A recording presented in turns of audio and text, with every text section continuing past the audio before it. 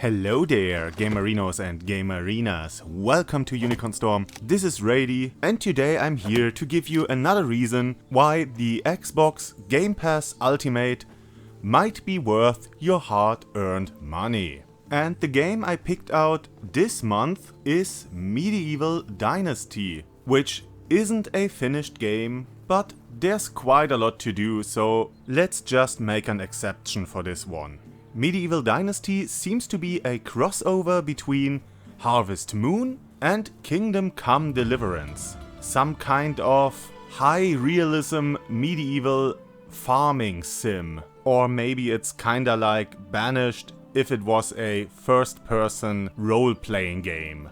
In this game you are a traveler who wants to visit his uncle in a small hamlet. But after arriving, he is informed that his uncle has sadly passed away. But since he was a beloved man, the Castellan of this region grants you your own land so that you can continue your uncle's legacy and build your own village. And to do that, you have to venture out into the wild, chop down trees, collect sticks and stones to get resources to build your first tools, like an axe or a hammer, maybe even a spear or a pickaxe. And with that you can collect even more resources and slowly begin to build your first house. And then your second, maybe a barn or a workshop or a storage, and grow your little village. But since you don't want to reign over a bunch of empty houses, you have to convince people to join your little commune and to work for you. And to do that you have to talk to them over and over again. So in this game world are a few other villages with their own NPCs that give out quests and buy and sell wares to you, but there are also these potential neighbors. Most of the time they sit around the fire and you can talk to them to gain approval. You just have to start a conversation and select one of maybe 2 or 3 randomized dialogue options and hope that you gain approval and don't lose it. Every NPC has their own likes and dislikes, and you have to find out, through trial and error, how every dialogue option affects their view of you. This isn't very deep, and there isn't much variety in this. There's just a handful of dialogue options that repeat over and over, and the best course of action is just to focus on one NPC, find out what option gives you the most approval and talk to them every day until you have an approval rating of 70. And then you can invite them to your settlement, where you need to assign them to a house and to a workplace. You also need to provide them with food and firewood, or else their mood will drop and I guess they will leave after a while. It hasn't happened to me, even though I didn't really know what to do at first and had my first villager kinda running homeless through the woods. But well, when I found out how to assign a house to them, their mood quickly recovered. By performing certain tasks, you level up and get new skills, like higher carrying capacity, more health, being able to use kinda detective mode to find plants in the wild, having a higher temperature resistance, or have the hunger and thirst meter drop a little slower. Yeah, this game does have a few survival mechanics. You have to eat and to drink, or you'll start to lose health, and of course, when you lost all your health, you die and the game ends.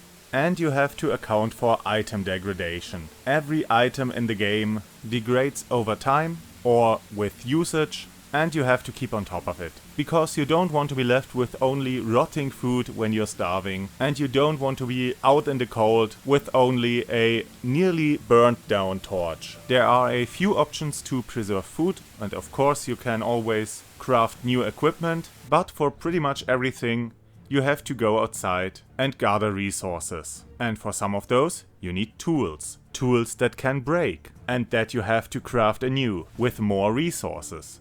And so begins the never-ending cycle of a survival game. But it's not too demanding in this game. While you do need some of the more harder to get tools and resources to really progress in the game, surviving itself isn't that hard. To keep yourself from freezing in the winter, you only need a campfire, and for that you just need a few sticks that are lying around everywhere. To build an axe, you just need a few sticks and a few stones. And with an axe, you can chop down trees that give you logs, from which you can then produce spears. And with spears you can hunt. It's not the easiest way to gather food, and you need quite a lot of spears to kill an animal, and so the bow is a much better choice. But yeah, you get good meat out of a wolf or a deer, which you can roast over your campfire and get all the nutrition you need. To quench your thirst, you just have to go to the nearest lake or river and take a good long sip. And by walking around in the water, because you can't swim in this game, you even clean yourself, because if you run around a lot, you get dirty and unattractive, and then you can't flirt anymore. And you need to flirt to get a woman to marry you and to produce an heir, because you don't live forever in this game. And when the time comes and you die, the game continues with your son, which is a neat little feature. Right now, most of the survival gameplay is already implemented in the game. You can build houses, you have a kind of technology tree, for which you have to construct different kinds of tools and buildings to get access to higher tier blueprints. There are still a few bugs and glitches in the game, and not every system works as intended. And I had a villager assigned as a lumberjack, and so she went into the forest, took out her axe and hacked at the air, and she never actually brought back some wood, which would have been really helpful, because you chop down a lot of trees in this game and everything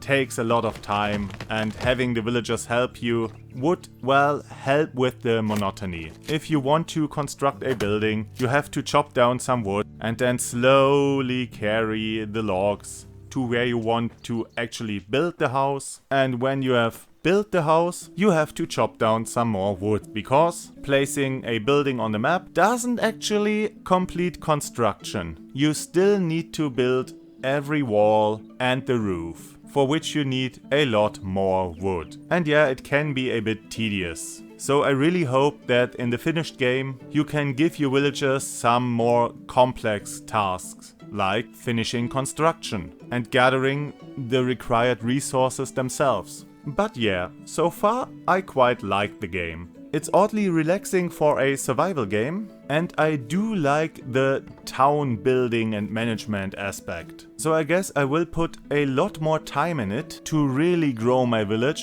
and get an economy going, and well, let's see what else the game has to offer. As I said, this isn't really a finished product, but if you already own a Gamepass subscription or are thinking of getting one, then you should give this game a try. If you're into a more slow experience, if you're into survival gameplay, and if you're into town building and management. And with that, I bid you adieu, have a great day, and I hope to see you again on the next game.